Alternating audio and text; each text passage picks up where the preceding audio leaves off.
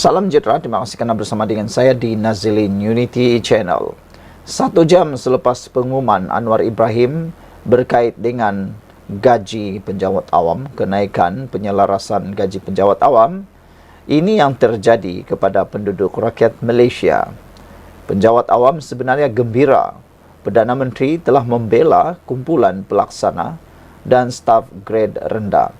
Tetapi di luar sana, di media sosial, khususnya yang melibatkan walaun dan pembangkang, mereka tidak gembira, seakan-akan tidak pandai bersyukur.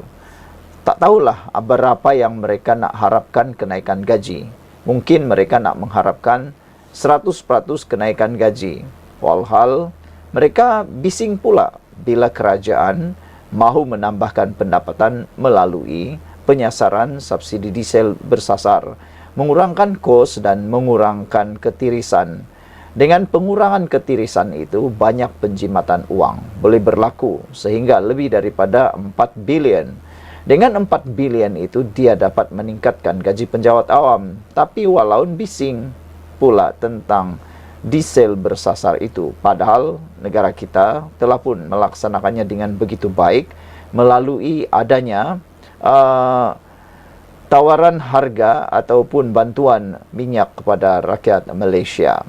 Secara bersasar diesel telah diberikan subsidi sebenarnya. Tidak dihentikan tetapi diberikan secara bersasar.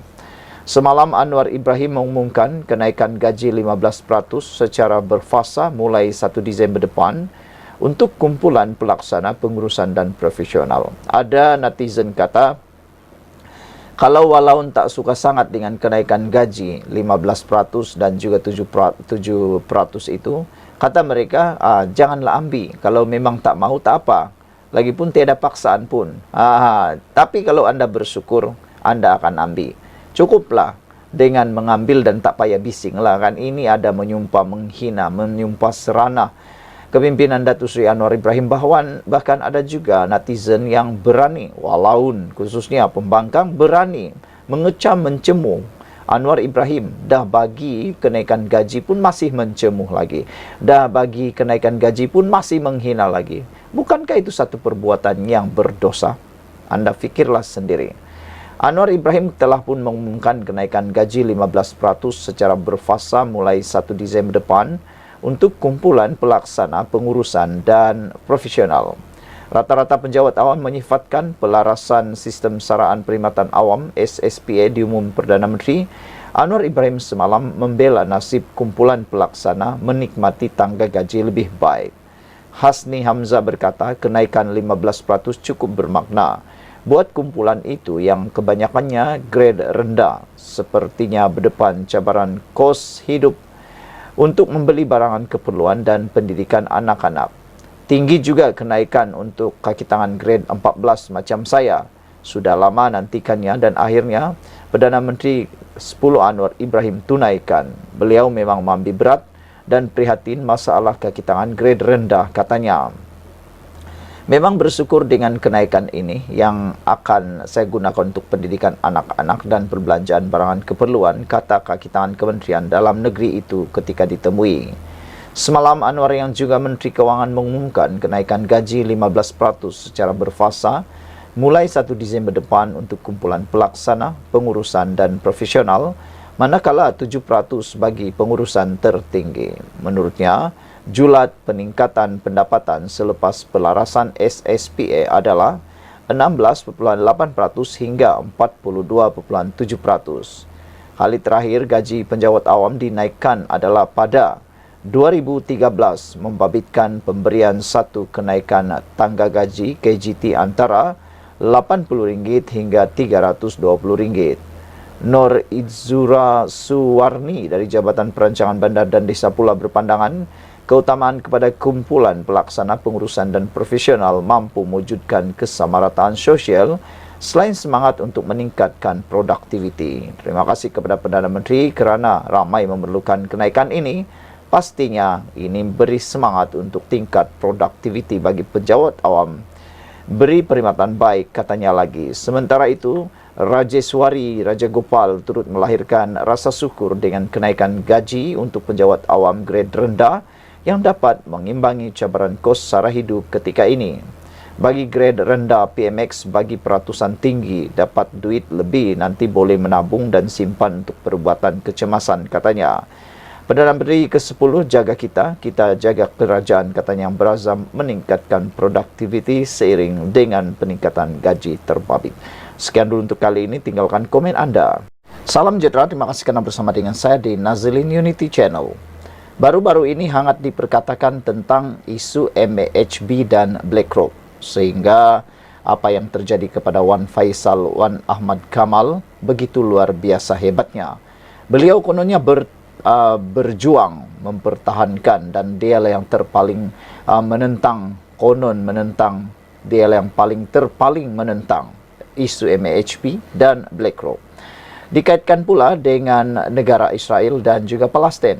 Sekarang ini, cuba lihat apa yang berlaku dengan kerjasama syarikat yang berlaku di Kedah. Mengata orang walaun yang lebih selamba kerjasama dengan syarikat bunuh rakyat Palestin.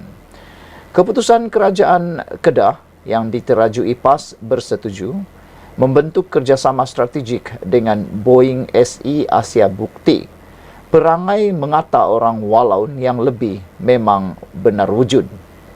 Hal ini memandangkan Boeing adalah pengeluar peluru berpandu dan peluru terkemuka Amerika Syarikat yang paling banyak dihantar ke Israel berbanding mana-mana syarikat Amerika Syarikat antara tahun 2021 hingga 2023 menurut laman berita NPR Settle QUOW.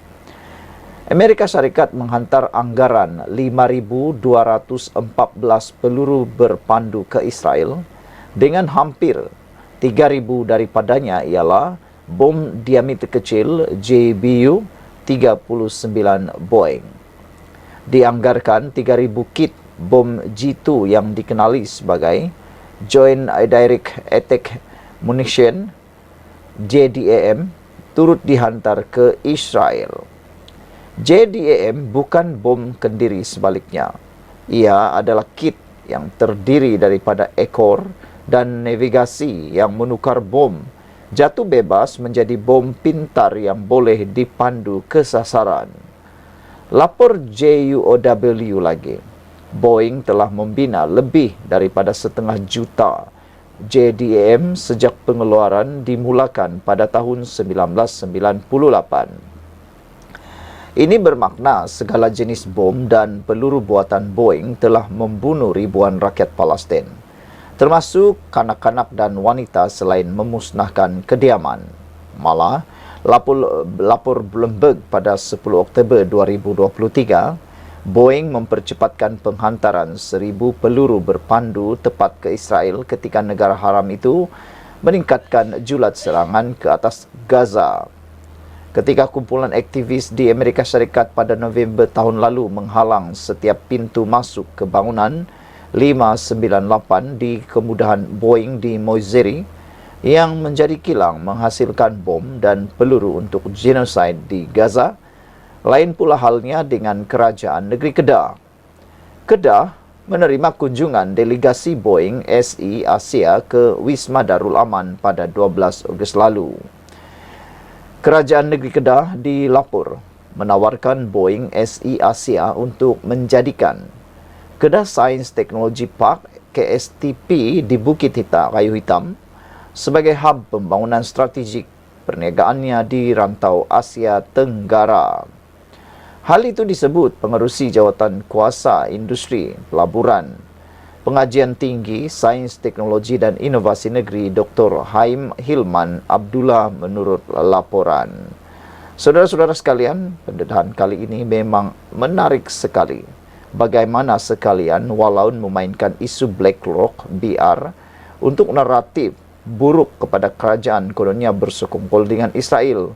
Walhal tiada satupun saham MAHB dijual kepada BlackRock. Malah, milikan saham Hazana terus meningkat daripada 41% kepada 70%. Sebaliknya, mereka pula yang kini bekerjasama dengan Boeing SE Asia dan Kedah jalin hubungan dua hala. Sekian dulu untuk kali ini. Jangan lupa tinggalkan komen Anda, tekan butang subscribe. Kita jumpa lagi. Bye-bye. Salam sejahtera. Terima kasih kerana bersama dengan saya di Nazilin Unity Channel. Muhyiddin ibarat baru pulang dari langit, dakwa pemimpin PHBN. Apa jadi dengan Muhyiddin ni? Tapi sebelum itu, petang tadi ada satu berita yang menarik perhatian kita, ialah apabila satu pendedahan mengatakan bahawa, ada sumber mengatakan bahawa Bersatu akan terkubur menerusi langkah yang akan diambil oleh pendaftar pertubuhan ROS kalau didapati Muhyiddin bersalah dalam kes Jana Wibawa. Walaupun kes Muhyiddin tidak melibatkan kemasukan duit ke akaun peribadi beliau seperti yang berlaku kepada Najib, namun perkara itu lebih lagi bahaya sebenarnya, kerana ia melibatkan dua pihak.